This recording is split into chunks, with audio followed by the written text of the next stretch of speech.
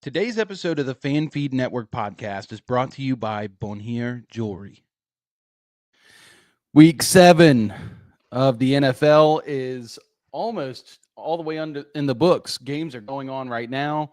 Our founder is currently watching the Broncos-Giants game live in Denver, and sad sights. But Troy Franklin did just catch an amazing catch literally just this moment. But a lot of good games today, a lot of blowouts. But there were two distinct teams, I think, that stood out above the rest, and then a bunch of other teams that did exactly what we said they would on our last podcast this Thursday. But welcome back to the Fan Feeder podcast. Excited to have you all here. If you are watching for the first time, you've never been here, make sure you subscribe, hit the like button, leave a comment, come and hang out with us tonight. We're going to be talking about all these games leading up to the Sunday night game. We're going to preview Sunday night and Monday night with a couple guests. It's a packed night. It's going to be a good time. Once again, if you're not following us on Instagram or Twitter, go and follow us there. And also listen to us on podcasts. I'm getting better and better at these every day. But Caleb, how you doing today, man? I don't really know. No, I'm just kidding. I feel okay. Feel good? Yeah, a lot of good football today. Some not so good stuff. But it's fun. I'm excited to get into it. Yeah. It's definitely a interesting week. I feel like the last 2 weeks have been a lot of blowouts, and this week was definitely one of those weeks. But yeah, let's just jump into it because we've got quite a packed show tonight. But let's hit the Thursday night game, which was pain beyond imagination for myself. I don't know about you. Not good. I went to bed after that second quarter because I've never seen a worse quarter of football than I did that second quarter. The Steelers lost to the Bengals 33-31. Cabes, what did you see from this game? Oh, man, I've ranted to like 4 different people about this already. But on one hand, it's not all negative. Aaron Rodgers just played his absolute heart out, man, and he looked great. And he's throwing to Pat Freiermuth, Jonnu Smith, Darnell Washington as his main pass catchers. So for a guy to come in over the age of 40 and to do that and play as competitive as he is just really impressive. Really great to see. It hurts even more to watch our defense give up 23 targets to Jamar Chase and just have absolutely no answer. That is the definition of no answer. And I don't know, man. I think Pittsburgh just played too soft, and we're letting anything happen on the inside, underneath. And Jamar Chase, T. Higgins, and the gang were just having their way. Joe Flacco, he played great, but I think the team made it easy for Joe Flacco. I think he only had to throw, 5 8-yard dinks, and his playmakers did the rest. He had a couple good deep balls. But I feel like Pittsburgh's defense just gave them an option, and they took it, and they never changed anything. So I suck to see. But divisional game, these things happen. It is what it is. If I keep dwelling on it, I'll be as depressed as Jets fans are today. So I digress. Well, I'm going to bring up a quick comment from Kendrick, our boy. Keep pounding, he says. Carolina Panthers roll with a win today. Happy for you, Kendrick. 4-3 on the season, my man. You guys are up there tied, I think, at least tied for second right now, if not second over the Falcons. We're going to get to that game here shortly. But, yeah, Caleb, I just got to say, dude, you're being way too reserved about this, my man. Way too reserved. I know. I mean, this was a complete and utter failure once again. We talked about it Thursday night. The Steelers are 2-9, now 2-10 on Thursday night road games. Now 5 of those games we were favored in. We were the favorite to win. We lose. This Bengals team couldn't do anything all year. And, I mean, obviously Joe Flacco coming to the team helps. But, dude, you can't tell me that Joe Flacco should be throwing for 350 yards and 3 touchdowns. I mean, it was absolutely ridiculous. And that second quarter was so bad by the Steelers. They just look completely unprepared.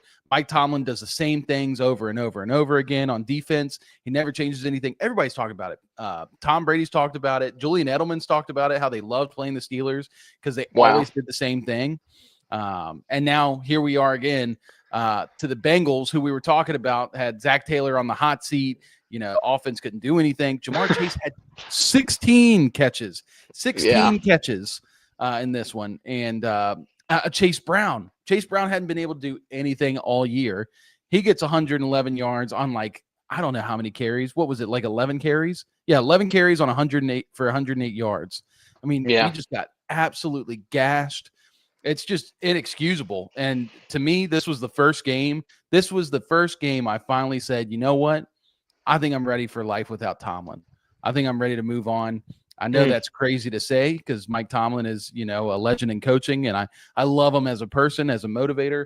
But, dude, I mean, he can't the league scheme. is advancing. Yeah, he can't scheme. And the league is advancing at a very quick rate.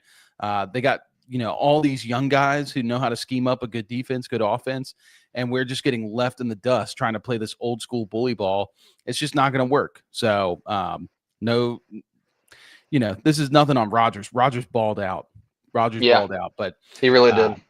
Just a really gross game. So, before we spend too much time on it. I know, and you're absolutely right. The last thing I'll say is you play these guys twice a year. We've played them in the past twice a year. You know what's coming. You know what to expect. You played Joe Flacco all your life. So the fact that they can't scheme anything better to slow these guys down. I know Jamar Chase is one of, if not the best receiver in the league, but 16 catches is unacceptable. You can't let that happen. Yeah. You really can't. So I completely agree with you. Like I said, I'll jump into it, man. I'll be screaming, yelling, crying, jumping up and down. So I gotta rein it in. I will not. I'm gonna let it all hang out. They literally interviewed Mike Tomlin after the first half. I told you this on a phone call after the game. But literally talked to him right after the half. They said, what's the problem? He said, well, we can't stop the run. We can't stop the run. We're making turnovers. We got to stop the run, which he's right. We couldn't stop the run. We had 2 interceptions. And then they say, well, what about Jamar Chase and T. Higgins? He goes, it doesn't matter. If we can't stop the run, nothing, nothing matters. It's gosh, man, dude, Jamar Chase they had no answer for him. And literally all Flacco did was target him a ton in the first. He had 14 targets in the first half. And so what do you do in the second half? Well, let's just keep Joey Porter on an island against the best receiver in the NFL. I digress. Yep. Let's talk about this Panthers-New York Jets game. For Kendrick, Panthers win 13-6. They're now 4-3 on the season, while the Jets are now 0-7 on the season. Caves, what did you see from this one? What did I see, man? Golly. J.C. Horn is the top 3 corner in the league, though. That man is so good. Yes, sir. J.C. Horn is just super impressive. The big thing that shocked me today, maybe it shouldn't shock me because it's just dumb, but Xavier Legette, 11 targets, 9 catches, 90 yards. All I can think about is thinking back to your guys' fantasy podcast, and Logan said, Legette sucks. He can't separate. And I'm watching, and Legette sucks. He can't separate, but somehow he's getting underneath the ball, and they're leaving him open. So it worked out for him, but it broke my heart to not see Tet have the 11 targets.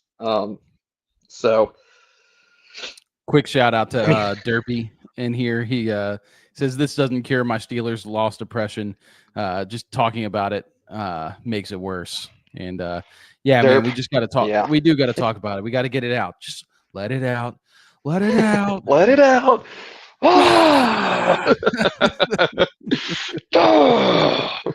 But Derb, we're with you, man. It's the life of a Steelers fan. And next week, I don't know who we play next week. Next big team we play, we'll probably play a great game. It's just unbelievably bad. Yeah, exactly. Yeah, you were talking on Panthers Jets. Yeah, I'm not going to waste time talking about how bad the Jets are. I guess really what I'd like to talk about is, oh my gosh, Theo Johnson. Oh my gosh. Let's go. That was incredible. Oh, I love Theo. I love Theo. Those of you not knowing what's going on, they're up 19-8. Jackson Dart throws the ball, tipped off his receiver's hands. 3rd and 17. Yep, Theo Johnson runs it all the way in, like a 40-yard touchdown. Off the right out of one. fingertips. Wow, Theo Johnson, 40-yard touchdown. Jackson Dart, the GOAT. And Let's go. everybody, if you're watching this, type F in the chat to pay your respects to Trey, who's currently at the game. And I can't imagine what he's feeling right now. I don't anyways, know. Go ahead. Yeah, the Jets are bad. Really, I think I'd like to just talk about what do you do from here if you were the Jets? Do you finish the season out with Justin Fields and keep being bad? Do you start selling players off and start storing up picks for the future? I don't know. Well, what are your thoughts when you think about the New York Jets right now? I'd sell everything. Honestly, they need a full rebuild. I don't think that moving to Tyrod for the rest of the season really fixes anything. I think you made your bed, so now you got to lie in it. You spent all this money on Fields, and I just I think you got to stick it out with him. There's nothing Tyrod's going to bring to the team. Breece Hall, he's like, I would trade him so fast and try to get like a third or a fourth for him. Agreed. Garrett Wilson's the hard one because he is like a franchise guy, but here's the thing: he's year 3 going on year 4. His contract's coming up. Okay, so it might be year 4. You're right. So his contract's coming up. He's going to have to be re-signed, and I don't think he's going to want to re-sign. So, probably better to sell him now. But of course, teams don't work like this. They're going to be ignorant. Aaron Glenn is going to do everything he can to keep his job, but this might be the first, a one and done for Aaron Glenn over there. This game was just really a gross slugfest. Bryce Young left early with a ankle injury. Rico Dowdle and Chuba split carries, and no surprise here, Dowdle was much more efficient, 4.6 yards per carry versus 2.2 for Chuba. And, much better. The Leggett thing just blows my mind. Literally makes. Other than Sauce Gardner being on Tet, that might be why they went mainly to Leggett. But and this is with Jalen Coker back in the mix. Yeah, Coker fresh off the injury though. This is true. I didn't expect him to kind of just solidify himself as soon as he came back. But golly, man, why can't Tech get 11 targets? Look at this. We played the Packers on Sunday night. Steelers play the Packers. Prime time, baby. Another prime time showing for Pittsburgh. And let's go. Aaron Rodgers' revenge game against Green Bay. And Green Bay that might be tight. Losing to the Cardinals. Steelers going to win that game. And then everybody's going to be like, Mike Tomlin's so good. It's just it's so painful as a Steelers fan. Derby's hitting us up with quite a few comments. I'll bring up a couple. Jaden Daniels hurt. We'll get to that one more in a bit, but left with a right leg injury, which I believe is the same knee that he had injured previously. Tucker Craft touchdown. Nice. And then what even is this season? The Giants are over here clapping the Broncos. It's pretty bad. And shout out, rest in peace to Demaryius Thomas, one of the greatest receivers to ever play. I know they're celebrating him today. And rest in peace to Doug Martin. Just found out that Doug Martin passed away, 36 years old. Doug Martin was a dog, man. I really love Doug Martin, and I hate to see that. So anyway, back to some more football. A really good game was the Eagles-Vikings game. So Eagles take on the Vikings. They win 28-22. Jalen Hurts looks back, but what do you have, Cabes? What do you see here? Oh, and it looks like we might have lost Caleb. So in the meantime, I'll hold down the fort. I'm going to remove him from the stage. But so we had the Eagles take on the Vikings.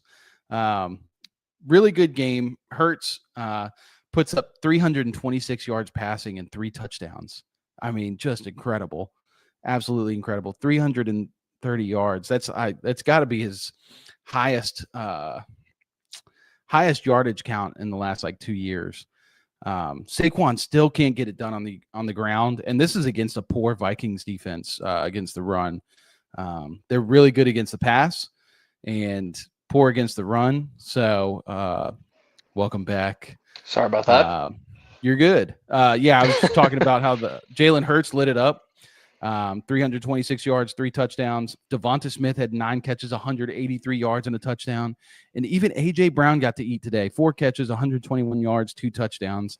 I'll say this to everybody who plays fantasy football who's been waiting on the A.J. Brown breakout. You're welcome, because I finally put him on my bench in all my leagues. And, yeah, he balled out. So, yeah, that was my fault. But, yeah, Cabes, what did you see from this game? No, it was a good game. It's funny. I'm watching with one of my best friends, and he is a huge Philly fan. And the whole game, he's going, "Well, looks like you guys can't bash on the Eagles today." I'm like, no. You guys barely beat the Minnesota Vikings today. I'm definitely bashing on you. The Carson Wentz-led Eagles. Yeah, exactly. Yeah, I mean, Jalen looked great today. Which I was actually kind of surprised about, because I've always applauded Minnesota and how they can scheme up to shut down the passing game. But really, it was Saquon who was shut down today, and I don't think it was a complete just being shut down because the defense was playing good. But it's just another reason to attack the offense coordinator for Philly, and it's like what me and you always make jokes about. You can see like a HB gut, HB dive, and it's the same thing over and over, and they're not getting creative with him at all. Like, dude, he looks good. He doesn't look like he's just gotten a year older and doesn't know how to make the same cuts and moves that he could before. Like, there's nothing wrong with him. The O-line maybe not as strong as it was, but it's still one of the better O-lines. But the play calling for the run game, it was disappointing. But Jalen stepped up in a huge way. He looks good.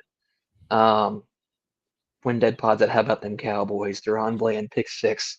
I wouldn't know. Jameis. Was that Seamus? It's Jameis. Come on, Seamus.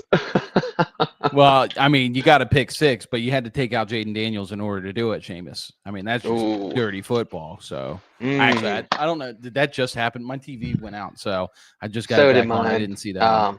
That did just happen. And, yeah, Marcus Mariota scrambled around and threw a pick 6. Oh, well, there we go.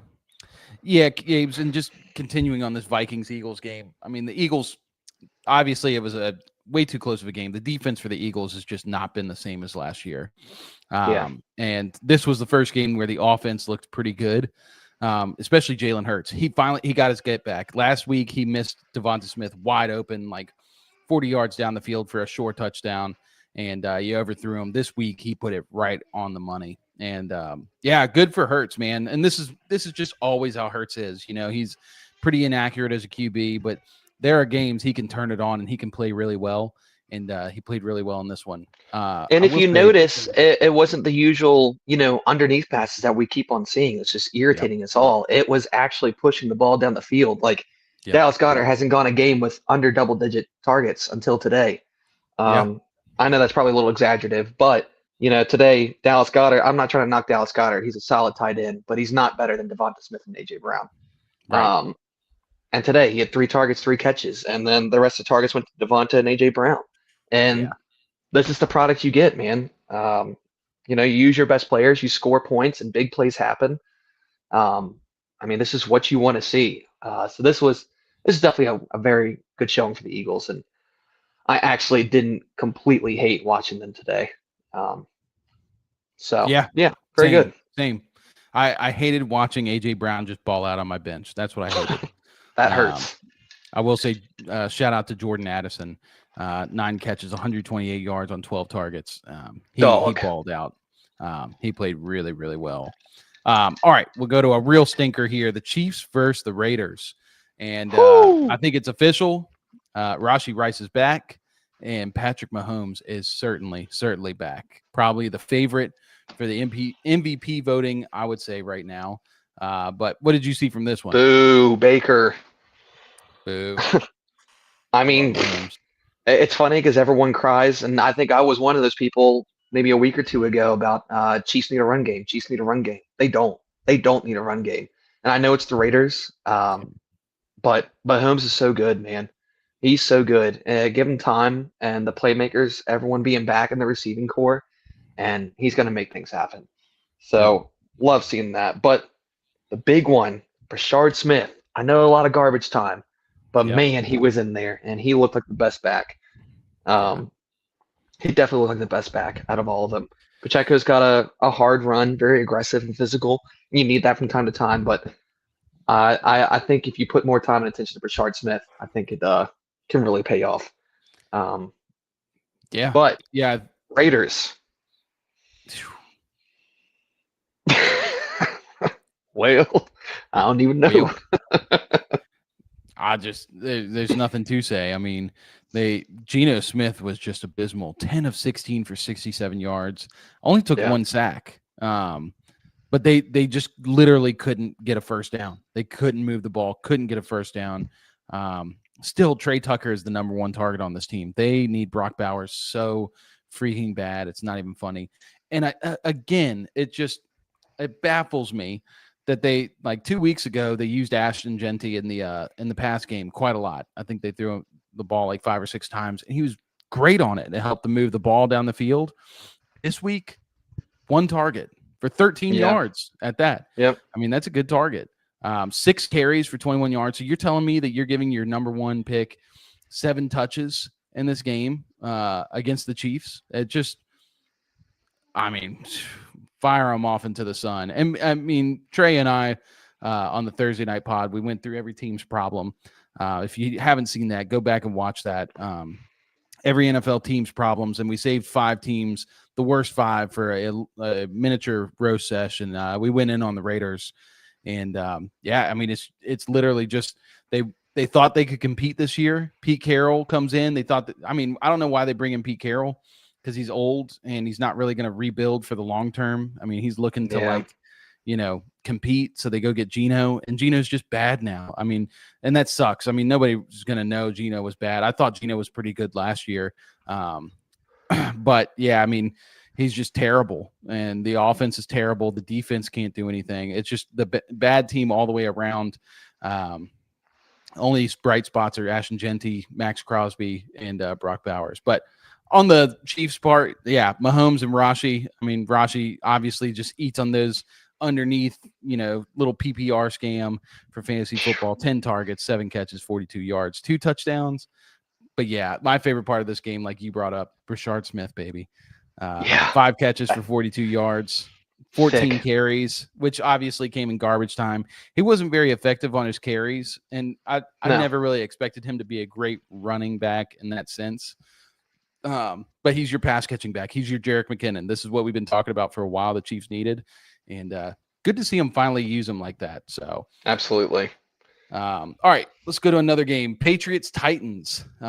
This started to look kind of close early on, but the Patriots pulled away coming into the half. So Patriots win 31-13. Caleb, what did you see in this one? And this is the first game Tennessee had a new coaching staff as well, right? And I was reading that the new coaching staff wanted to come in and just simplify things for Cam Ward, and just make it easy. And I didn't really get to watch this game as much, so I'm not really sure if they did that. I saw him throw a great ball to Kamir DK early in the game. I also saw a couple highlights of Titans receivers dropping it. Cam Ward is good. It's going to take time. It's going to take rebuilding around him. But if they do it right, they can definitely build a very solid team around Cam Ward, and hopefully will give us some better outcomes in games than they did today. Patriots, Drake May. That's all I'll say. Drake May. Drake May. They're talking, man. They're talking to me. They're talking. Drake May. The one thing that just still irritates me is the no usage of Travion Henderson, even when you're winning by how much you're winning by. Mike Vrabel just dislikes Travion a lot. I don't understand at all. It doesn't click for me. I don't get it, but you know what? I'm just gonna deal with it. It is what it is. But yeah, overall, great showing by the Patriots. Did you see anything in particular that you liked, disliked? It really just Drake May. he balled. I mean, he played really well. 21 of Yeah, 23. I heard the broadcast talking about how that was a franchise record for completion percentage for a New England Patriots quarterback. So that's better than yeah, Brady. yeah. Pretty crazy that there's still records out there that can be broken that Brady, had. And I so, know. yeah, I mean, they just looked good all the way around. And yeah, I think it's a certain point. I guess we just got to ask ourselves, is Travion Henderson just not good? And that's something I will refuse to, bow the knee to because I've just seen too much. I think Yeah, he's really good. I just don't think they're using him the way they should use him. I mean, they use freaking Terrell Jennings more in this game. 5 carries for 18 yards. Who the heck is Terrell Jennings? I play yeah, that's Dynasty crazy. Fantasy Football. I know like everybody. I got no idea who the heck Terrell Jennings is. Let's see. That is crazy. I've Yeah, never heard of bro. him. I was Like, not aware of that. so, I mean, it's just bad. I mean, obviously, it's good to see Ramondre have a good game, but just I'm just so sad because Travion Henderson is an electric prospect. He is. If he I was on did the see some Bears right now, reports. Not to cut you off, I did see reports last week saying that Travion did not know the playbook.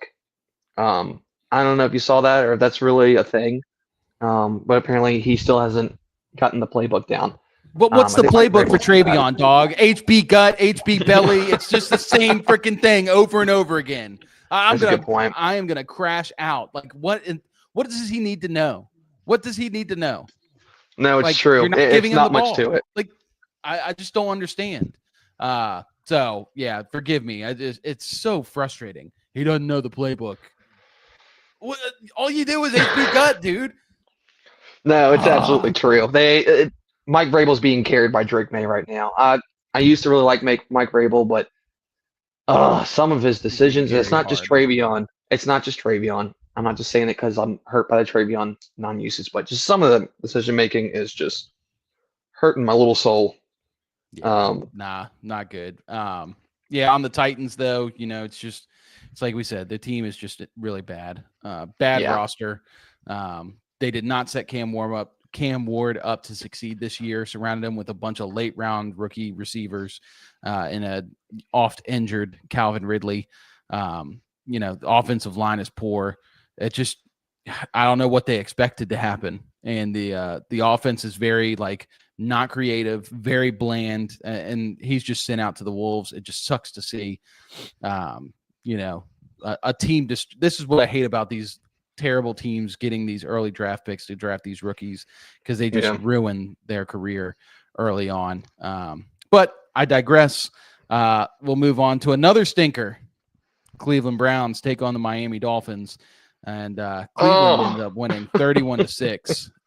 This was a gross one. Horrible. Horrible. What did you see in this one, Caleb? Tua has to go. Tua is not good. Not good. And I love Mike McDaniel's man, but he's not changing anything in the play calling. You're still seeing them run this crazy illustrated handoff to Devon A-Chain where, Malik Washington comes running around and he fakes the handoff to him, and then Tua spins around and hands out to Devon A-Chain, or something crazy like that. And it's like, dude, it doesn't have to be fancy every time. Just slow down and get the ball to your playmakers. But on the other hand, Tua is he's not good. He is a backup, and he's got to go. It's not going to work. But Yeah. I wanted to watch more of this game because I like some of the players, but man, it hurt. Dude, 12 completions, 100 yards, 3 interceptions. Oh, Yeah, it was painful. oh, and he won't throw it to Jalen Waddle. 1 catch for 15 yards. Your best receiver. I don't know. But on the other side, Quinshawn is very good. Not as good as Rico Dowdle, but he's good. And Dylan Gabriel is adequate in my professional opinion. Yes. But yeah, what are you thinking? Yeah, I don't know how you come out of this game and say that, Tua is not the problem. I mean, he very much is. 3 picks here. Some of those picks were like just so obviously going to be picked. God awful. Only 100 yards. I get it that it was raining, and they ran the ball well. So, like, even when you were talking about the McDaniels, like, doing all the crazy stuff with the runs, they ran the ball well. Like, Adrian had 82 yards on 13 carries. So I don't think the run game's the problem. It's just they invested so much in Tyreek, a couple years ago, and obviously that has faded off. Waddle has always been kind of like a secondary receiver, wide receiver too, he only thrives typically when there's another good receiving option there. Right. I did see that Darren Waller, like, I guess he played, but he was ruled out early on. So it's just bad all the way around. Quinn Ewers came in. He looked bad. Almost threw a pick with his 8 pass attempts and fumbled once. So, oh my gosh, what just happened here? Jackson Dart threw an interception. The Broncos are live right now. Down 10, 26-16 with 4 minutes, 45 seconds left. Keep an eye on that one. We'll be keeping an eye on it as well. But, Browns or Dolphins, I would be surprised. I would not be surprised if McDaniel goes if we find out he's fired this week. Sucks. Because I like McDaniels, but I do too. Browns on the other hand, like you said, Gabriel is a good game manager. He's nothing flashy, but he manages the game well. He doesn't make bad mistakes. Judkin's just a dog. I am shocked that he only had 84 yards in this game, in a rain game against the Dolphins defense, but I guess the Dolphins just kind of teed off on the run. Agreed. But yeah, other than that, this game is really one of those games that's good to forget about.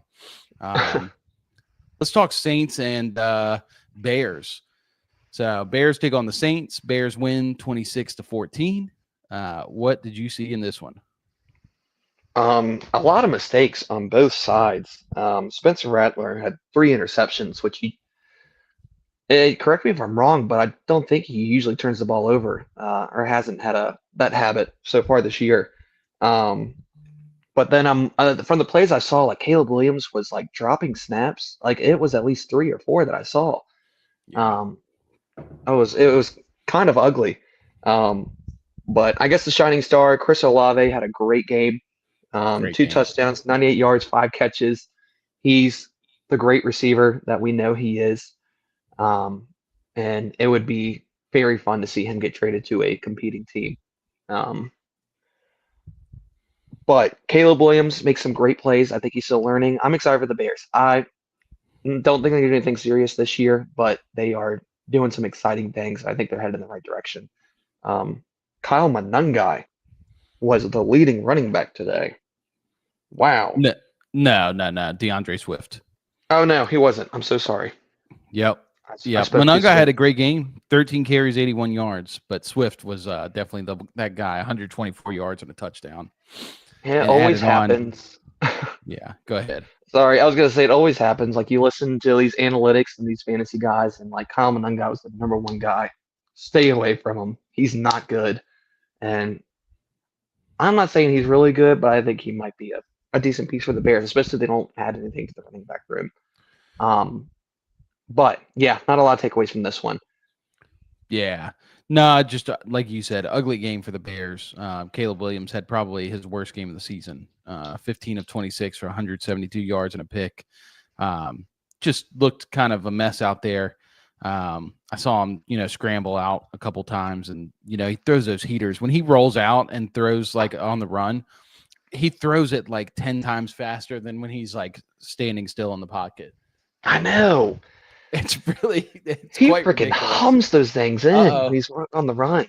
RJ Harvey touchdown. Broncos. Oh, are wow. in this. Broncos. Look at that. Was that 23 now? 26-23. Yep. 4 minutes left. Everybody keep it up for Trey. I mean, I would hate to see the Broncos lose to the Giants here for Trey's sake. But I do love the Giants. So where was I? Yeah.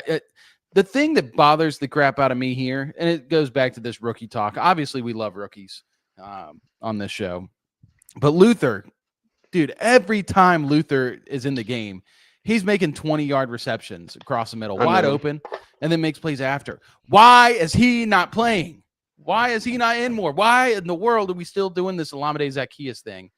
Even DJ Moore, DJ Moore has been really bad. And I just don't understand. I guess they're waiting on something. I don't know. It's just going to be exciting when Luther Burden gets a more full-time role because he's electric and he's been playing really well.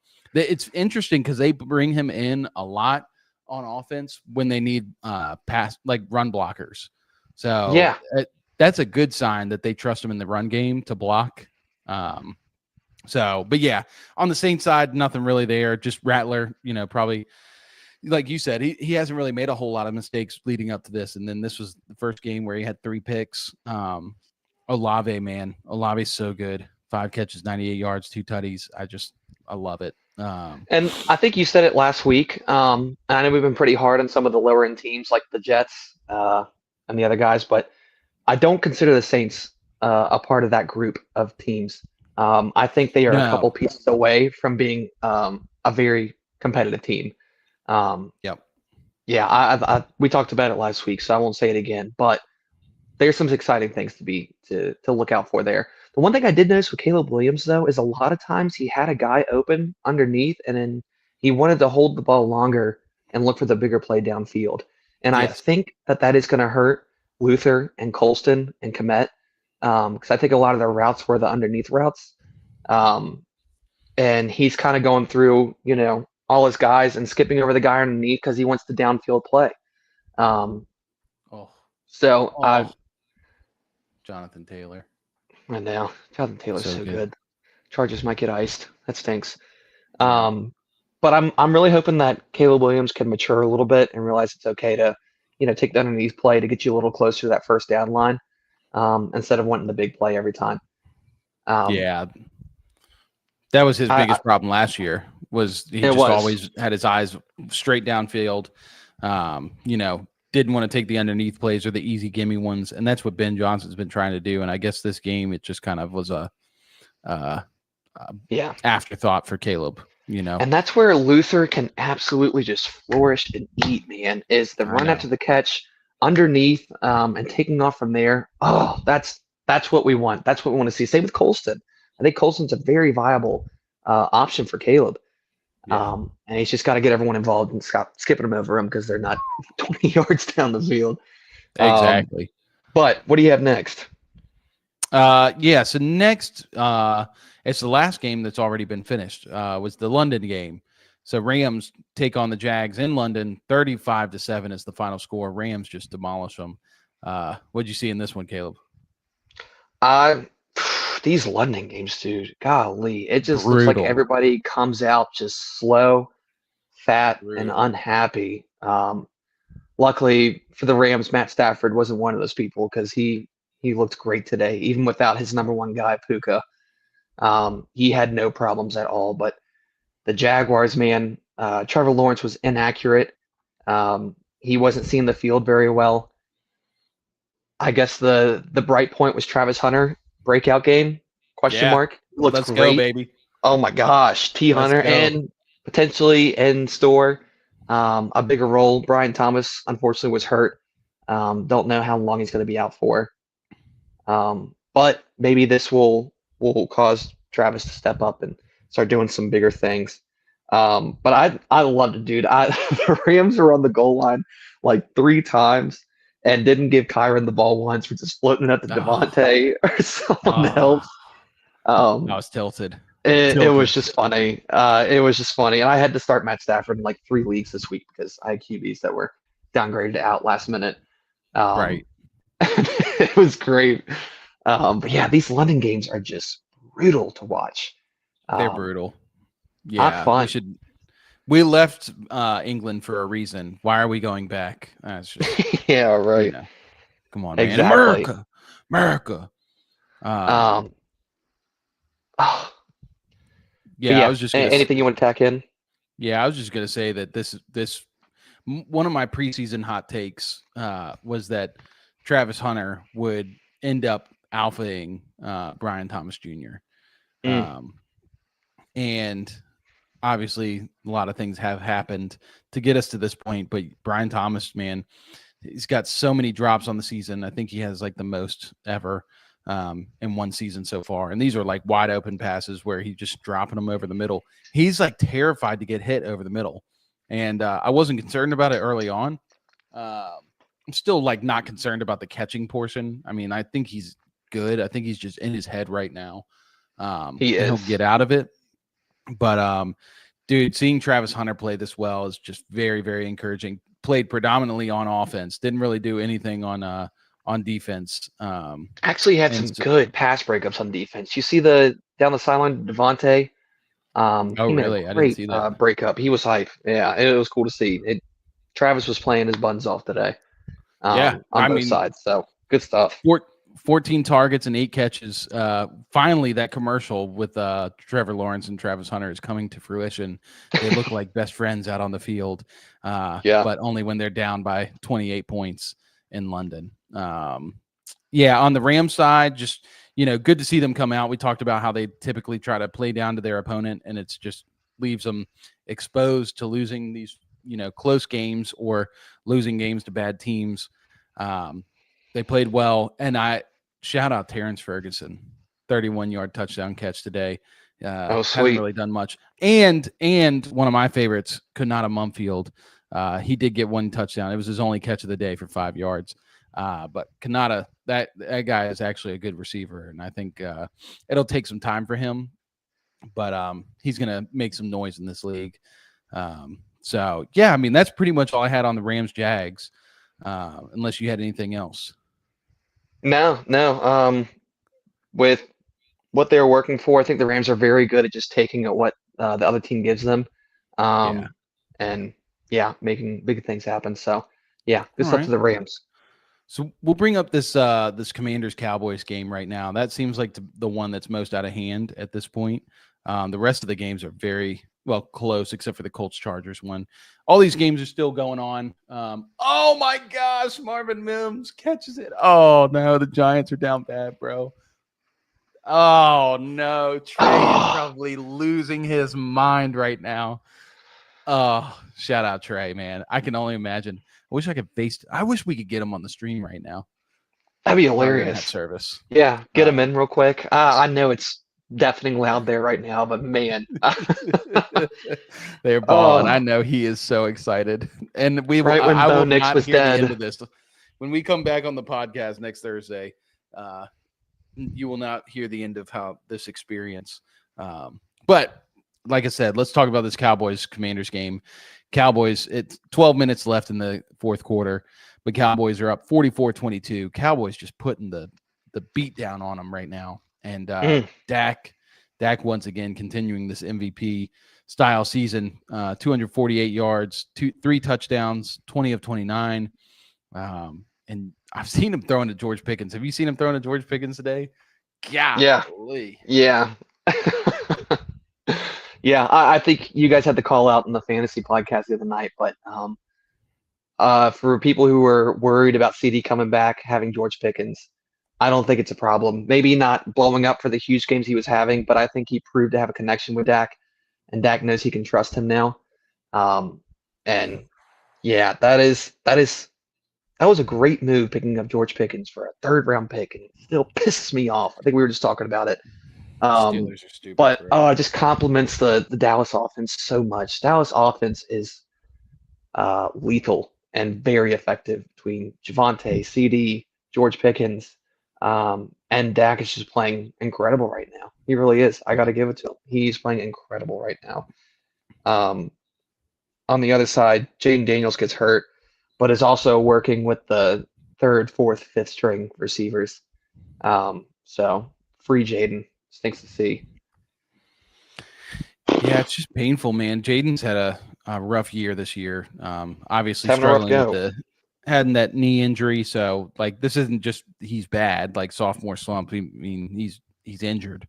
And re-injured it today. In fact, I should have been looking this up right now. Daniels knee injury. All right, I'll just put an injury. But yeah, I mean they're struggling as a team. They said it's his hamstring. And Mariota gets That's really sacked. sad. I will say I love seeing Jalen Lane get some run. Nothing crazy, but 6 targets, 3 catches, 60 yards so far. He had a nice deep ball catch. Jaden threw to over 35. Tech guy. That's our I love guy, Tech boys. tech Love guy, Jalen Lane. and he is fast as lightning. He is. Gosh, he's quick. We listened to a couple different like fantasy podcasts, and these guys were touting him, and yeah, they couldn't have been more right. He's good.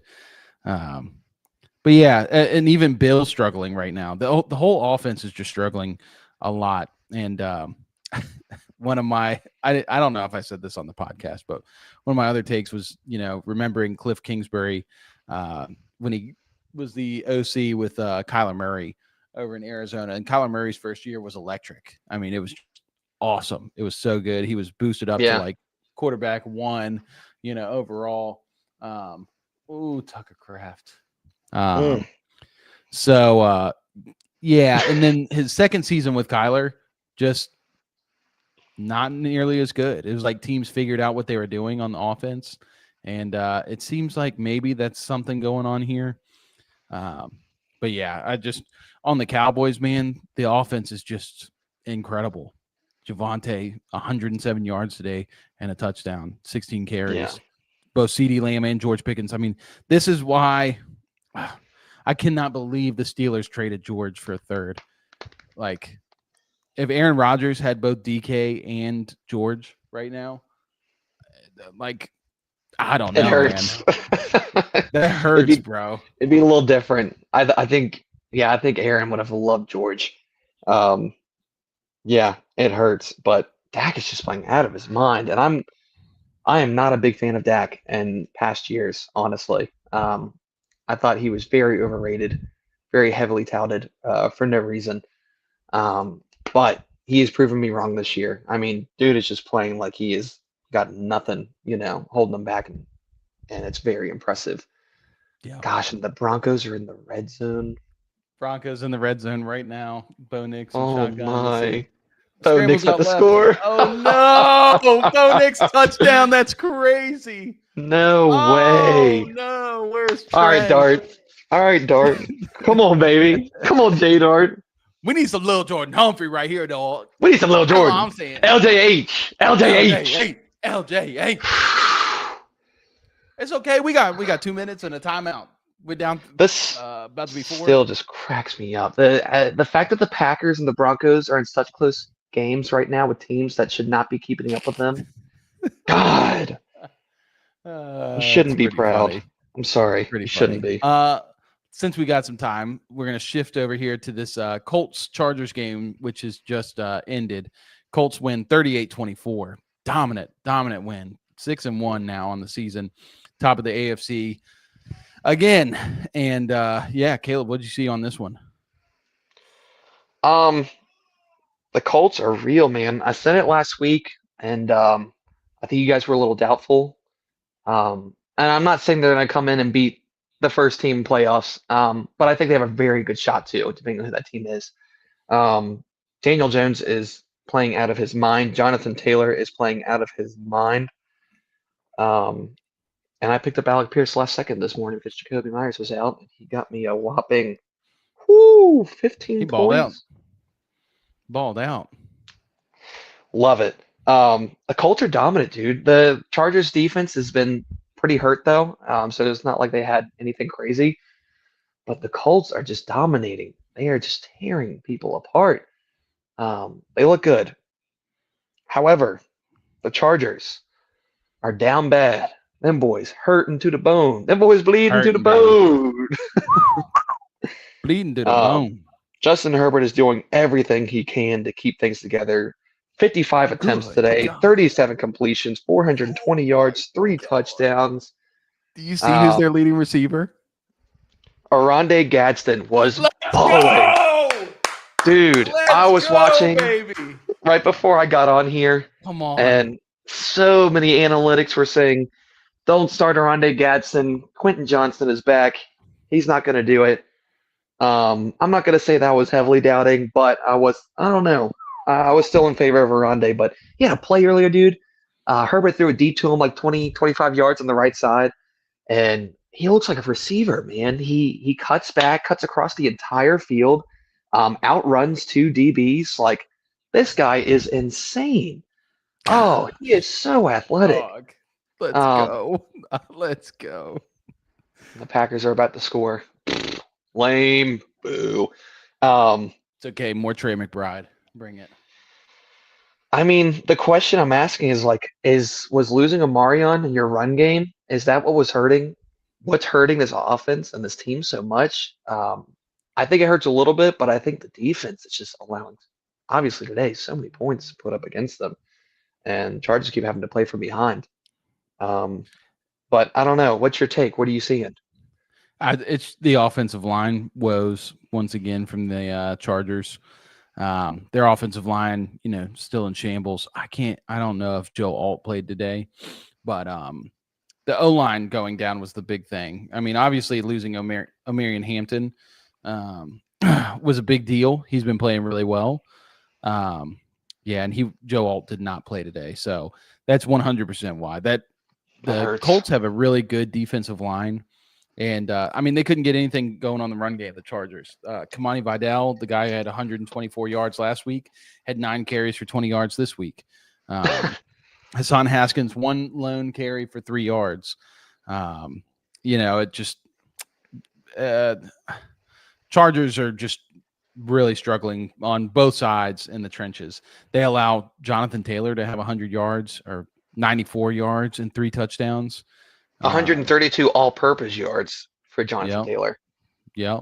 So, these guys are getting they're just getting worked on in the trenches on both sides, and it's not good for them. But yeah, dude, I don't want to tap myself on the shoulder, but no, that's what you're doing. You're here we go. Hey. I called Harold Fannin. Oh, I called Arande Gadsden. I ain't trying to hear all that. Nobody ever hyped me up. Who gonna glaze me, huh? Who gonna glaze me? Who gonna glaze me? I will after this. I'll keep your phone on you as soon as we get off here. I'm calling you. What you want for Arande right now, Dynasty? Arande, you're gonna be like, baby. Say it. Say I was right. Say it.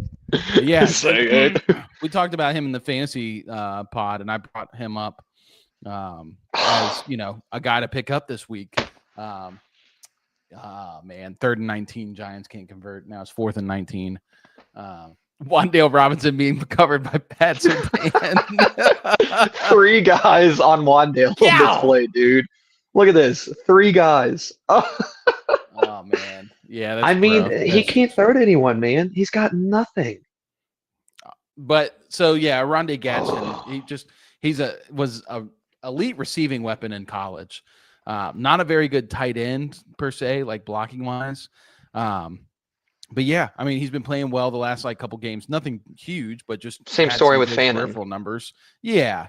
And gosh, man, 7 catches, 164 yards and a touchdown. Meanwhile, Quentin Johnson. Oh, he's so close. Was short by 1 yard. Oh, no, he got it. So close. No way. Run it. Run it. They can't challenge. They can't challenge. Oh, there's a flag. Run the passer. Run the passer. Yes. Oh, baby. We are live. Okay, guys. So this is a big deal. Roughing the passer. Let's go. Take a second and just watch the end of this. That is crazy. This is a good game. Come on, for those who are watching, if you're not knowing what's going on, it was 4th and 19. Giants throw the ball down to Wan'Dale Robinson. He gets to the line to gain, maybe a little short, but roughing the passer was called. So now with 1 minute and 1 second, Giants down by 4. They are now on the 40, about 40 yards out. So we'll just kind of wait and see. Touchdown wins the game. Oh, deep ball. What's it going to be? Oh, there he goes. Oh, it's incompleted. Oh! Broncos guy just took it at his own player. Terrible. Damn, Dart. While we wait on this, Yeah, Keenan Allen and Ladd McConkey both had 14 and 15 targets, respectively. Herbert was just dealing, man. 55 pass attempts. They were That's not running the crazy. ball. Quentin Johnston was somewhat quiet in a very pass-heavy game. 6 targets, 2 catches. I mean, 6 targets still isn't bad, but it just makes you question, like, are these 3 receivers just going to keep shuffling around throughout the entire year? Yep. And we're not going to get a consistent guy. Quentin Johnson might have just gotten alphaed by Rondé Gadsden today. Honestly. Oh, my gosh. And now the Cardinals are driving. The Cardinals are driving down by 4, minute 20 left, and they had just crossed midfield. I am such an underdog guy. I'm sorry, Trey, but if the Cardinals and the Giants pull the upset today, that'll be so fun. So that'll be so fun. Let me get a Trey McBride touchdown for my fantasy team. Oh, Marvin. Oh, Marvin. Oh! There's a flag. There's a flag. There's a flag. Pass interference. Oh, man. This is crazy. This is so exciting. For those of you who are watching, in just a couple minutes, we're waiting for one more person to come in. We're going to be covering the Sunday night game, which is Falcons at 49ers. So just a couple minutes. But while we're waiting, we've covered most of the games that have already finished. These are the last 2 games we haven't covered.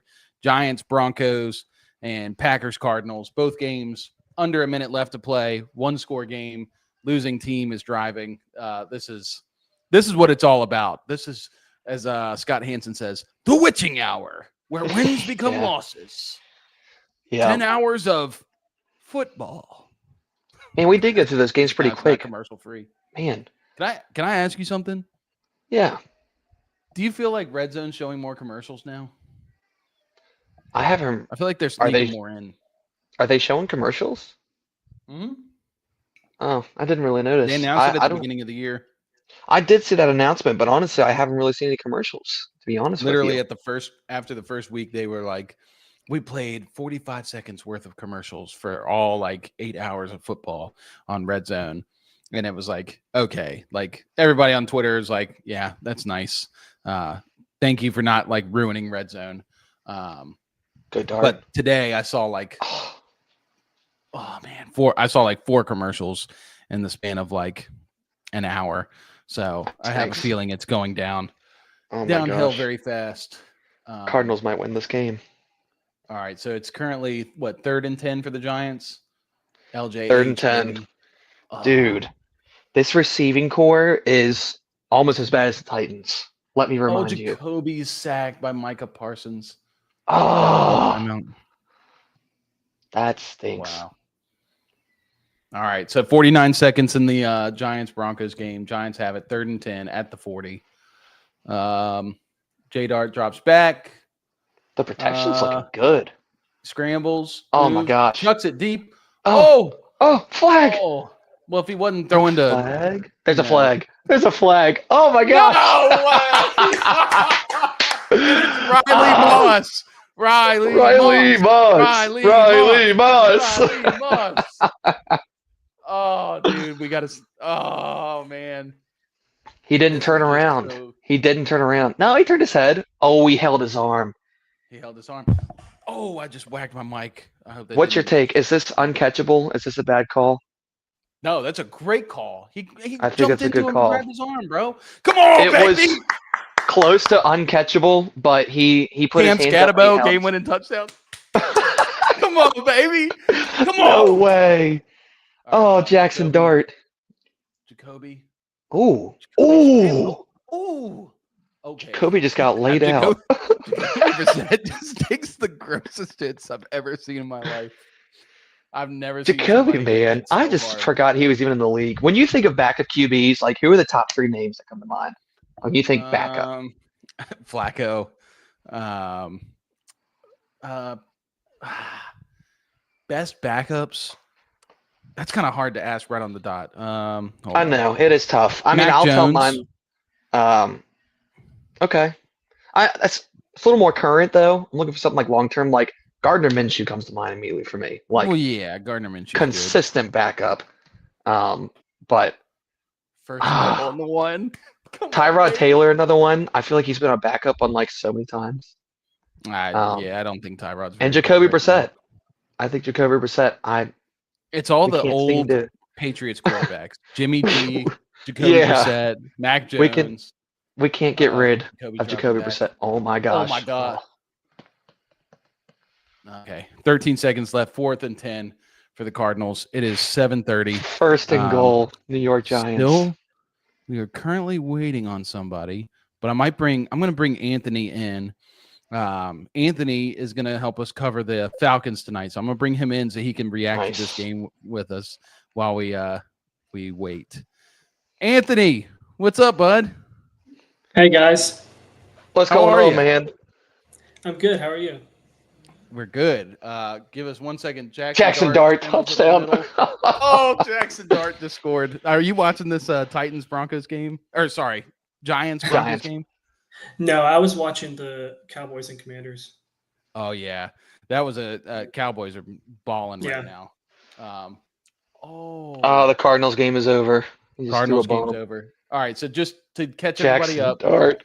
Jackson Dart just stretched over the goal line with 40 seconds left to score the game-winning touchdown right now against the Broncos. So Anthony, I don't know if you knew this, but Trey is currently at that game in Denver. Yeah, he told me that he's there. Yeah, so this is just incredible. Wow. Let's get 3 cheers for Bo. Hip, hip, hooray! Hooray! Hip, hip. Hooray! Wow. The Cardinals game just ended. Jacoby threw a Hail Mary on 4th and 10. It was tipped, and Zay Jones caught it, but he was out of bounds. Now they're reviewing the score over there. Oh, there she is. Let's bring Soleil on in. This is perfect timing. I love it. Soleil, Hi. how are you? Pretty good. A little sick mid-semester blues. Oh, Lord. Not fun. Yeah, I don't know about y'all, but apparently ragweed is a thing, and apparently I'm very allergic to ragweed, which is very common right now in Richmond, Virginia. So today I spent the first 4 hours of my morning sneezing my brains out, so that was a good time. But yeah, we're gonna cover this. We're gonna cover this Falcons-Niners game. Before we do, I want to hear from Anthony. Anthony, how did you feel about that Titans game today? Because you are our Titans writer. So. Right. How'd you feel about that today? I loved the first half. Cam Ward was looking really good. Chimere DK came out of nowhere. That touchdown was great. And then second half happened, and that was more the Titans that I'm used to seeing. So can't say I'm surprised, but I definitely enjoyed the first half more. Yeah, I wasn't wrong. I thought I remembered the first half was very competitive, and I like. Mhm. It was. I think me and Trey had talked about this game on Thursday, and I was like, this feels like a Titans like upset game where they would, play better because they got a new coaching staff. They're all motivated, and the Patriots are just riding like a lot of high praise from the media. But yeah, the second half just Patriots pulled away. Yeah. How are you feeling about Cam Ward as a whole? Do you think this is a Cam Ward problem, or is it a Titans franchise problem? I think it's a Titans problem. I do think Cam Ward is incredibly inconsistent, but I think that's normal for a rookie quarterback. I just think there's not enough talent around him. And also the defense just continues to let us down in many ways. So it's like a whole team problem. Totally. Yeah, I'm right there with you. I think it's too much to pin on that young man's shoulders. Yeah. Quick update for everybody. Giants scored the touchdown. They ruled it a touchdown. However, Nice. they missed the extra point. So there are 31 seconds left. I guarantee you the kickoff is going to go out of bounds because that's just how this has been going recently. The NFL is just full of funny stories. But anyway, one thing I will add to the Titans team, the defense is looking bad, but I do think there's some really solid pieces with the defense. And one thing you really see is with teams as bad as the Titans, the defense tend to just let down, not play to their full potential because it's like they're on the field so much, and I get it. Like, you're watching your guys go 3 and out, and you're running right back out there to keep doing the same thing. I really think you can add a couple pieces, obviously, and strengthen some areas, but I think once the offense gets clicking, whether it's this year or next year, I think you can really see the defense rally as a whole and kind of start playing up to level. I think we kind of saw it last year with the Redskins or the Commanders. I apologize. not a very strong defense, but Jaden was just encouraging, and everyone had something to play for. But yeah, sorry, that was just something I was thinking about when you were talking about that. Yeah, I would agree with you on that. I think we have some good pieces. We just need a couple more, and then if we get a good coach who can rally the group and get us all together, I think we can improve a lot. So.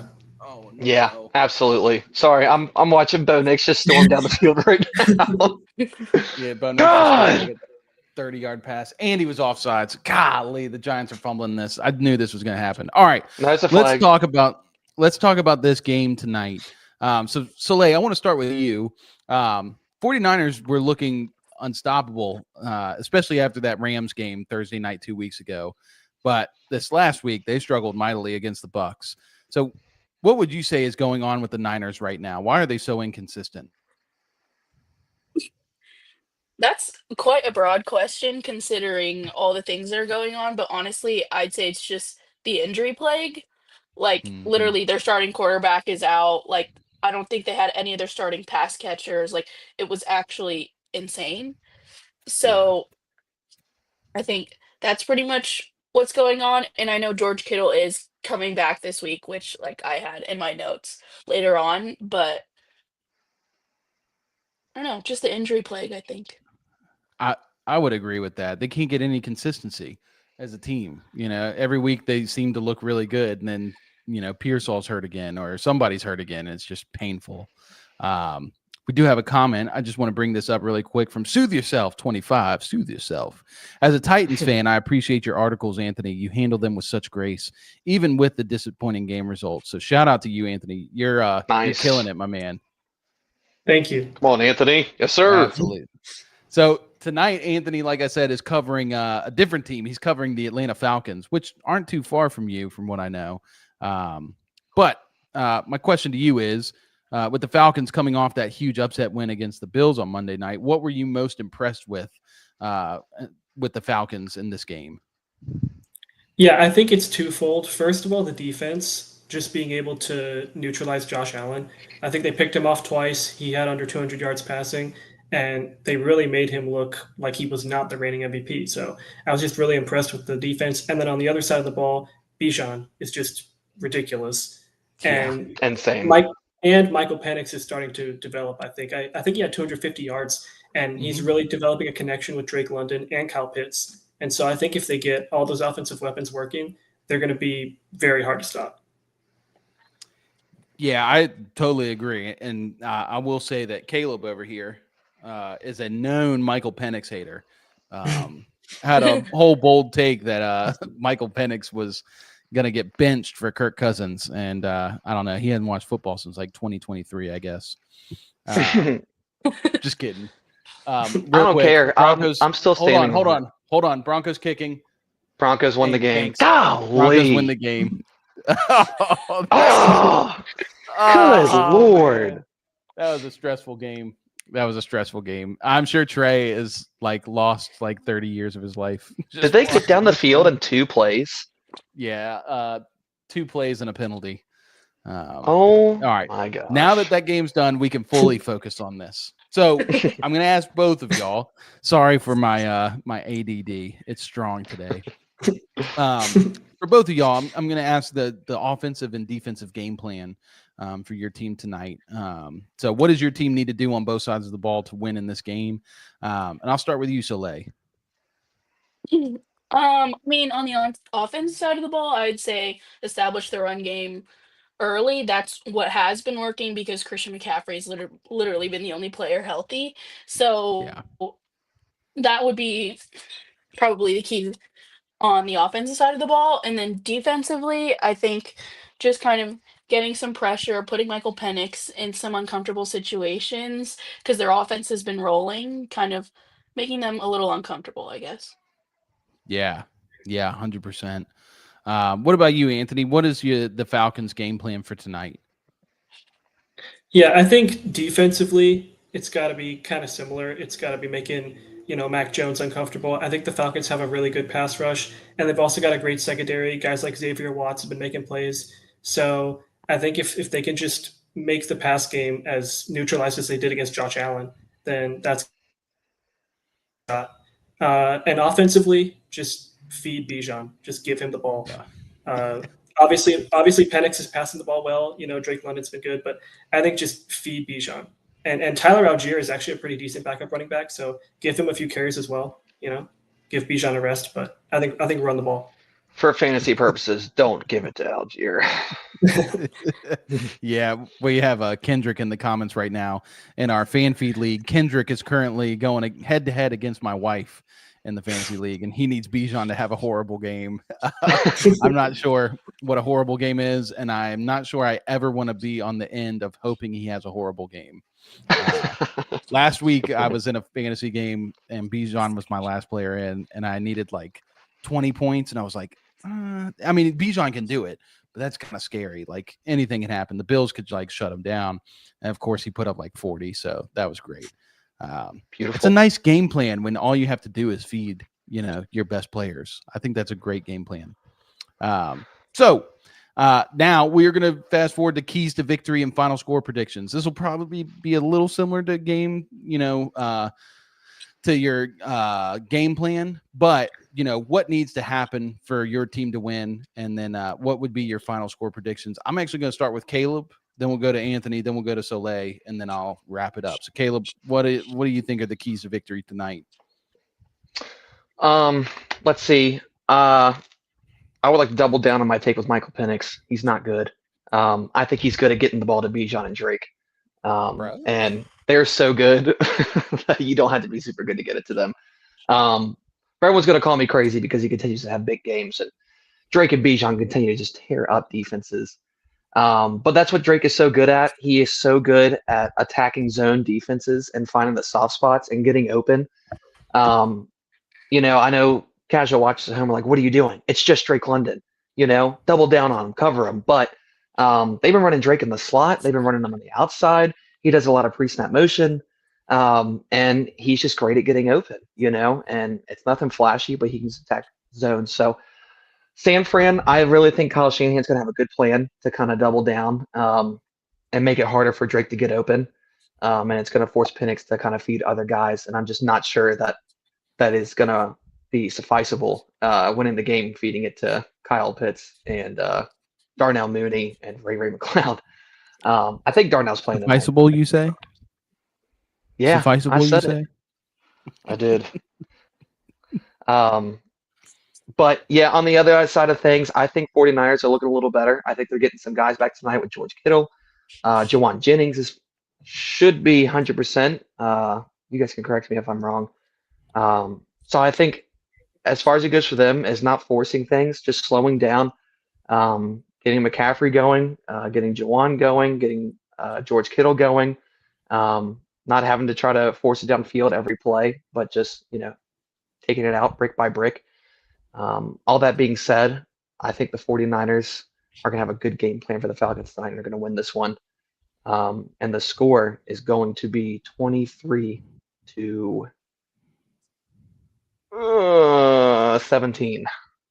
Yeah. Okay, 23-17. Anthony, what about you? It's kind of similar to the game plan. I think just feeding Bijan and also getting a connection going with Drake London early. And I think scoring on their first possession just to set the tone would obviously be helpful. And defensively, like I was saying, just, neutralize passing game. Christian McCaffrey is great, but if we make him one-dimensional, it'll be harder for them to win. So for a final score prediction, I'm going to go Falcons winning 24-20. Nice. All right, Very Soleil, what about you? So many thoughts. I think I mentioned this to you, Cameron, a couple of days ago, but I'm the biggest Drake London fan ever. So this game you is are. like breaking my heart. And I also remember, because am a USC fan, I watched Michael Penix at Washington, and that was like his year. That was his coming out party. But also, I was in complete agreement when he went 8th or 9th overall. I actually fell on the floor and was like, "What are the Falcons doing?" Especially because at that point Drake was already there, and I was like, "No. They need a defensive lineman, someone like." Right. Anyway, I digress. Tell them. But Tell them. and now we're back here. Sunday Night Football. But I think, again, my keys to the game are pretty similar as well. Just establish the run game with Christian McCaffrey. And because we're getting Juwan Jennings and George Kittle back, I just checked that while you guys are talking. They just need to find more momentum in the pass game because now they actually have starters playing. So, yippee. And Woohoo!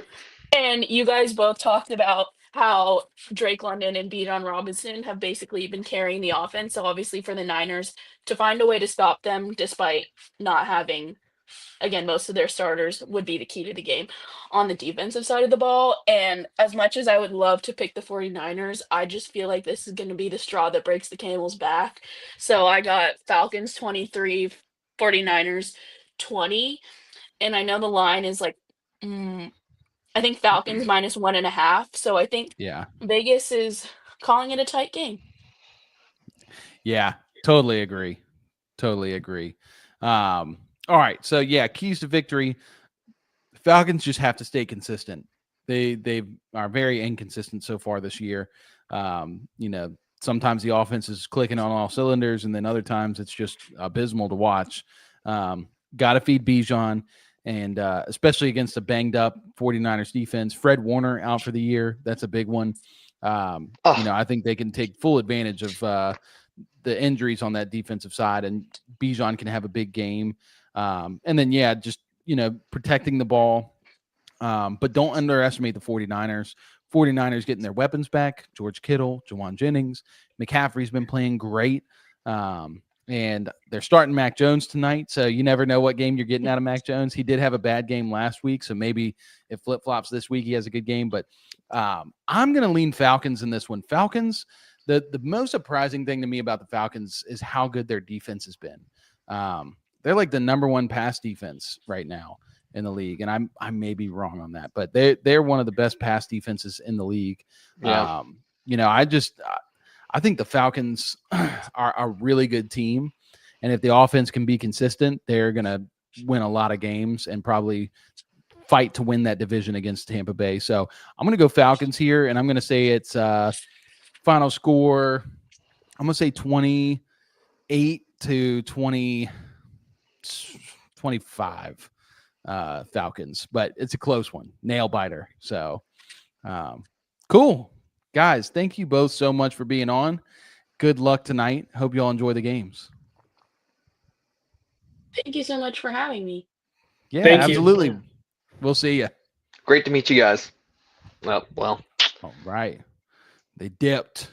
All right. So just really quick before we bring on our next two writers to talk Monday Night Football, to wrap things up, you probably heard it in our voices. Broncos win on a final field goal. They drive like 60 yards down the field in like 10 seconds. I guess Bo Nix is just Pat Mahomes reincarnated. I don't know.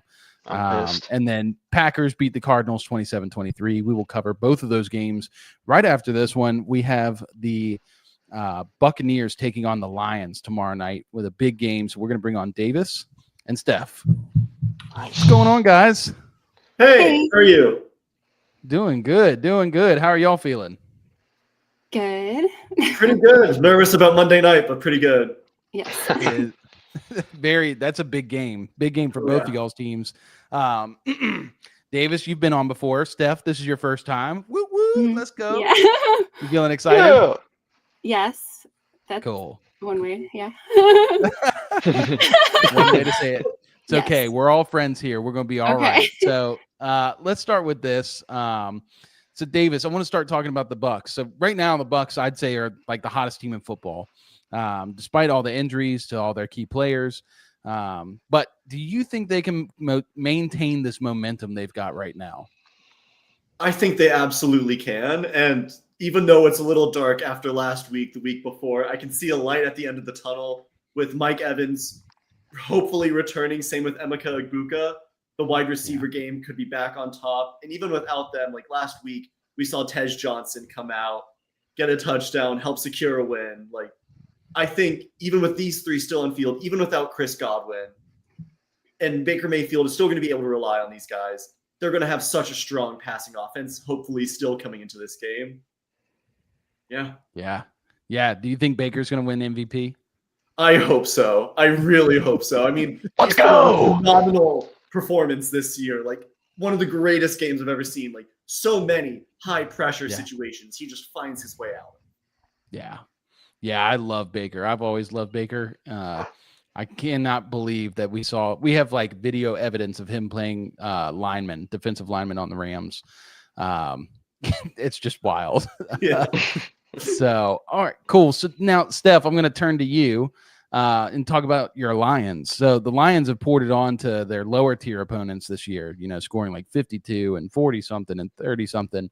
But they've struggled against better teams like both Green Bay, who they lost to week 1, and then Kansas City this last week. So what would you say are the biggest issues for the Lions right now? I think the Lions are having a problem with too much up and down play. They move the ball and then they stall out in the red zone, and then they make mental mistakes that end up leading to things like missed blocks, drops, penalties. And then right now they have a lot of injuries in their secondary, which is a huge issue. And the defense is very banged up, and their starting corners are out. Also, now that Brian Branch is suspended, that's an issue too. Yeah, so is he? Yeah. He's missing this game, right? Yeah. That was crazy. That's crazy. Yeah, they appealed it, nuts. but he's still out. Yeah. Yeah, I don't understand him like going after Juju, especially Juju. If it was somebody else, but I mean, you always know Juju is just a troll. Yeah, that was a wild game. that was For a wild sure. game. The whole thing. But I'll agree. It's so sad to see the Lions because I think at the when they're fully healthy, they're such a good team, especially on the defensive side. I think their defense is way better than people understand. Yeah. But we just don't ever see the defense like fully healthy playing together. That was the big problem last year. They got into the playoffs and their defense was just, I don't think they had any of their starters. And just with all those people out, it's just a really bad combination when you're facing someone like Baker Mayfield. Yeah. Would you say, I'm going to ask a question off script, but would you say that you're more excited this year, more or less excited this year than you were last year for the Lions? I think more this year. I don't know. It's taken a while to believe that they are good or are going to be good. I don't know. They've just been bad for so long. Yeah. Yeah. We had talked about this the other day. We had a meeting and you were saying that, they just, to see them being good feels like weird, like a dream. Yeah, exactly. So, all right. So now we're going to move into the offensive and defensive game plan. I want to hear from both of y'all. What does your team need to do on both sides of the ball to win this game? And we'll start with Davis. So, Davis, what do the Bucs need to do to win this game? I think it's heavily going to rely on their defense. I mean, the Lions, even though their defense might be struggling right now, their offense between Amon-Ra St. Brown, Jahmyr Gibbs, like they've got a powerhouse as a wide receiver and a running back that easily plays within top 10 this year. Yeah, I think their defense is going to have to be like more of an even split. They can't just focus on one or the other. And that's really going to be the defining feature for them this year, this game, this week. Yeah, absolutely. Absolutely. All right. What about you, Steph? What do the Lions need to do both on offense and defense in this game? First, they're probably going to want to double team Vita Vea and use more duo runs up the middle. Also, the Buccaneers run more blitzes than anyone, but Jared Goff leads the league in blitzes right now, so that gives them an advantage. Also, something else that was kind of interesting about this game was the offensive coordinator for the Lions, John Moran. He used to be the offensive coordinator for the Jets in 2017 under Todd Bowles, so he might have some interesting insights. Yeah. That could be helpful. I don't know. I love that. Little revenge game going on here. Yeah. The Padawan becomes the master. We'll see. And then for defense, I think they just need to let Aiden Hutchinson go to work. Yeah. I mean, everybody else is really dealing with injuries, so he's strong and he can do it. He's a dog. He's playing great. Yeah, for sure. I think we talked about this on one of the recent podcasts where I was just saying I think Aiden Hutchinson's playing like a top 3 edge rusher this year. Absolutely. We usually talk about Micah Parsons or TJ Watt, Myles Garrett, but Aiden Hutchinson's name definitely deserves to be up in that up in that same tier. And I will also say that's a great call out on Vita Vea, because Vita Vea, man, that dude is just a brick wall, and you have to stop him. If he gets any kind of big play, it's like the team just like rallies around him, and he brings it. It's like every sack or every like tackle behind the line that he brings, it like brings like the rest of the team's morale and like XP up or something like that. It's wild. It's wild to watch. So, okay, now we're going to shift into the keys to victory and final score predictions.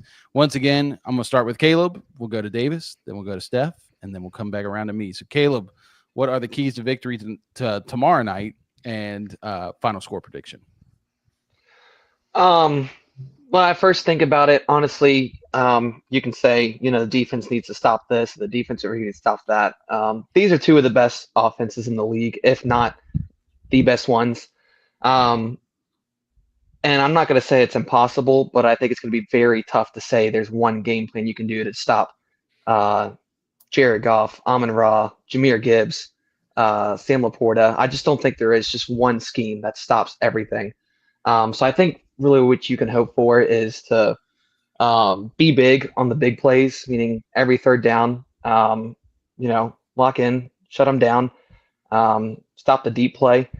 And then, man, Baker Mayfield is so good. I talk about it every week. I can't help it, man. He's so good, and he is so fun to watch. And I don't think if he keeps playing the way he is, there is no scheme you can draw for Baker Mayfield. And he's getting Mike Evans back, I think. I could be wrong. I know Emeka is also questionable. I think they're both close to like game time decisions, but they've been practicing this week, especially Mike Evans. So there's a good chance they'll play. Okay. I think it's going to be a shootout. It's going to be high scoring. I think the biggest thing that goes for both teams is win the turnover battle. That plain and simple. That's the best way I can frame it. I do think the Lions bounce back after losing last week and win this one. And I am going to say, it's tough. I'm going to say 34-31, win by a late field goal. I love it. High scoring games. I just love it. I hope so. All right, Davis, what do you think, man? I agree with everything you just said, down to the high scores, down to even the win by the field goal, but I'm going to flip it. I'm going to always back my Bucs, even when I think we're in the first corner. I can't help Mayfield. That man is incredible with the high pressure. Put him in that 2 minute down by 3 to win, and he's going to lock in. He's going to get that point to that field goal, and they're going to win. I think now for hopefully, I think their 5th game this season, win in a last-second touchdown or a field goal. That's what I'm talking about. See, I knew I had to take the Lions because I knew you were going to come in strong and probably change my mind. Let's go! 28-25 game. I want the Bucs up there with a 3-point field goal coming in. And Tez Johnson wins MVP this year. What? I do think Mike Evans is very likely coming back, but I keep reading more and more about Emeka Egbuka coming back, and they said that's like Monday we're going to really find out. Yeah. Is that how you enunciate his name? Have I been saying it wrong this whole time? Emeka? I think it's Emeka. I've looked it up like so many times. So you're calling me an idiot, is what you're saying? No, it's okay. It's okay. You can call him an idiot. I said sufficeable earlier, so I mean, I guess that can't say much. Sufficeable. Anyways, that was a good word. You're gonna add that to Merriam-Webster tonight. It felt really good coming off the tongue, so I have no regrets. All right, I'm hearing way too much Bucs chat over here. Steph, can you humble these boys real quick? Let us hear your keys to victory and final score prediction. Okay, they just need to double up on Vea, protect Jared Goff, and limit Baker Mayfield. Also, the Lions haven't lost 2 games in a row since 2022 in October. So there's a first for everything. Yes! I think that they will win because of that also. Final score, Lions 27, Buccaneers 23. Let's go. Nice. Let's go. That's good. All right. This is a great game. Yeah, the total is listed at 53.5. Tampa Bay is the Whew. underdog in this one, but it's probably it'll probably adjust once we hear word on Mike Evans and Emeka. I don't know how to say it. EE. Yeah, I think the Buccaneers, if they want to win, they got to just put the ball in Baker's hands and let him be a playmaker. They've got weapons, they spread the ball around a lot, and the defense has got to make, turnovers. Because this Lions team is, if the Bucs can stop the run and create turnovers, they will win this game easily. But on the Lions side, if they can pressure Baker Mayfield, then I think that they can really, but they got to wrap him up. It's kind of like the Lamar Jackson thing. You can't just pressure him, because you pressure him, he rolls outside and he makes a better play than he would have in the pocket. Baker's kind of like that. So you have to pressure and contain. If they can do that, if Aiden Hutchinson has a big game, I can see the offense just, going off in this one, especially after losing last game. Dan Campbell does not like to lose, certainly not twice in a row at home now for this game too. That's a big deal. So I'm going to take Detroit in this one. And I will say final score 41-31 Detroit Lions. Wow. So high scoring, fun game that I will want to stay up for. One game I will not want to stay up for is the Texans Seahawks game. So that one starts at 10 p.m. Eastern. So for me,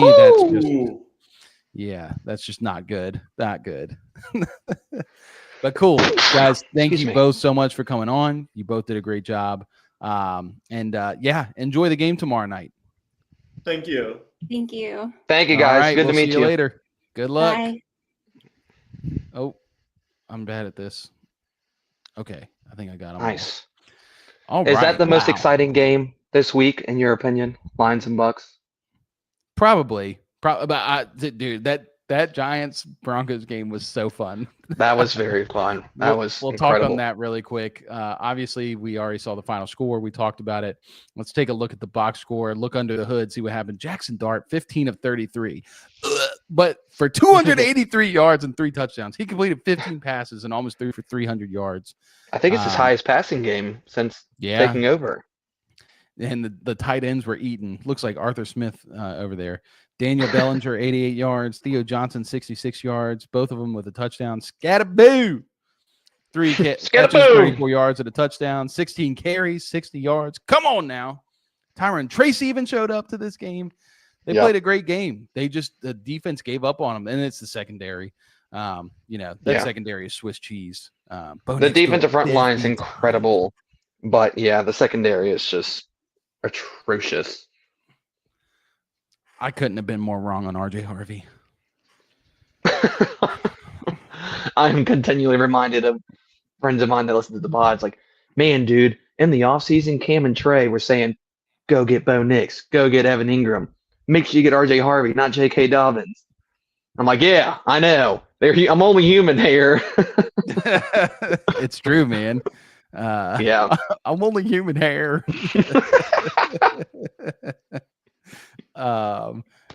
Dobbins had a good game in this one. Sutton, 6 catches, 87 yards. Marvin Mims, great game, 6 catches, 85 yards.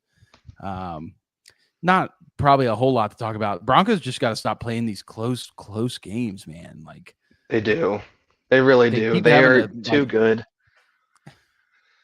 I don't know. It's just like conservative play calling for the first half. Or what it is. I haven't watched a lot of early Broncos games this year, and I really want to sit down and see what's going on. Not a lot of grace, but a little bit of grace for last week for going overseas. Obviously, it's been a common theme for teams kind of struggling to get going. But they've got to get rolling and putting points on the board in the first half of games, because cutting it this close every time, and especially against lower end teams, is not going to get you in the playoffs. And if you do, you're not going to win playoff games. So wow, what a feisty game. Jackson Dart, man, get this boy another receiver, please get him a receiver. I know he needs it, man. if they could get like a Waddle or a Lave, that would be so crucial for this team. But Great yeah, compliments good. in the league for next year. You just got to say, great game by the Giants. And Yep.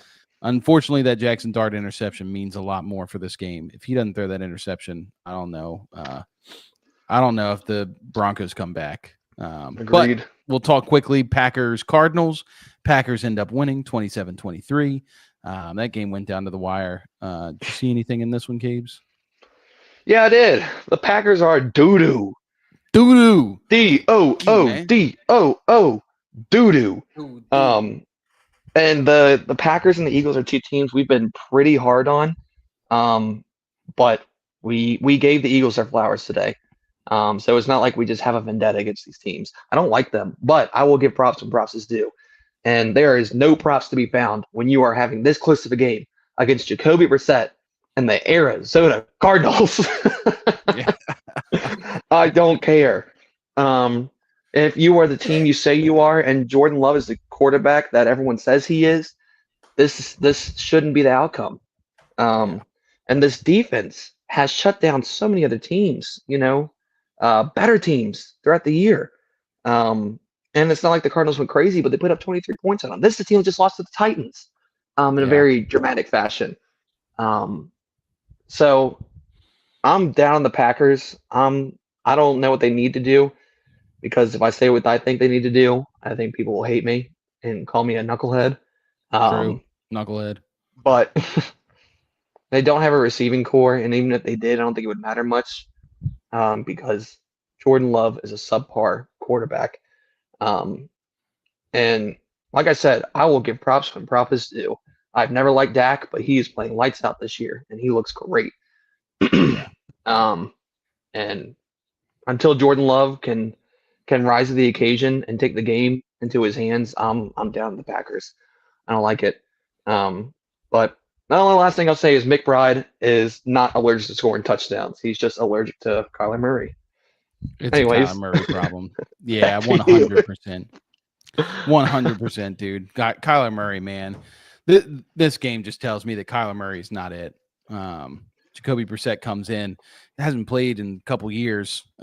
Usually when he's played, it's been under great duress, and he's balling. 25 of 36, 279 yards, 2 touchdowns. Trey McBride eats 13 targets, 10 catches, 74 yards, 2 touchdowns. Marvin Harrison still only 2 catches for 58 yards, 6 targets though. Just Cardinals, man. There is a statistic. Receivers coming off a concussion always play very underwhelmingly. And that was Marvin Harrison. I don't know the science behind it. I couldn't get into it, but it has been a long time statistic that receivers coming off concussions just aren't the same receiver. So I think Marvin gets a pass on this one. I think he could have had a better game if everything was all there. I can't remember when I last said it, but it was either Thursday or Tuesday on the pod, talking about the Packers, and it might have even been last week with us, me and you, on Sunday. But talking about the Packers and how they have all these wide receiver 2s. They finally go and draft a wide receiver 1 in the first round, Matthew Golden, blazing speed, terrible production profile. Let's take a look in at the Green Bay Packers receiving core in week 7. We've got Romeo Doubs once again at the top, 6 catches, 72 yards on trash. Tucker Kraft, 5 catches, 58 yards, touchdown on 10 targets. Dog. He's a dog. Matthew Golden, 4 catches, 37 yards on 4 targets. Trash. I needed 40 yards from him and a parlay, and I would have hit. Man, just bad all the way around. But yeah, that's all the games from Sunday, week 7. Obviously we got tonight, so we're actually ending a little before the Sunday night game, so this is good. Very good. But yeah, before we go, I should have done this earlier. We're going to take a quick sec. Well, we'll end, and I'll play the ad to end us out, and we'll see you guys next week. But yeah, thank you all so much for watching, for hanging out with us tonight. If you haven't already, subscribe to the YouTube channel, leave a like on the video, share it with your friends. Go follow us on Twitter, Instagram, TikTok. We are active on all three. And then also don't forget to follow us on the podcast. Anywhere you listen to your podcast, listen to us on your way into work and your way home. And with that, we will see you all next week. Ladies, we did the research for you. Fellas, pay attention. We've partnered up with Bonheure Jewelry. Bonheure is a celebrity favorite, eco-friendly jewelry company based in New York City. They're adored by stars such as Emma Watson, Gal Gadot, Katy Perry, Kim Kardashian, Kendall Jenner, and Hailey Bieber. Their designs have been featured in top publications including Vogue, Elle, V Magazine, and on major platforms. We love them. They have great pricing for luxury jewelry. It's something that you can start planning for before the holidays get here and get it early. Click on the link in our show notes below. You can sign up for 15% off your first order. When you support our partners, you support FanFeed Network. Check them out.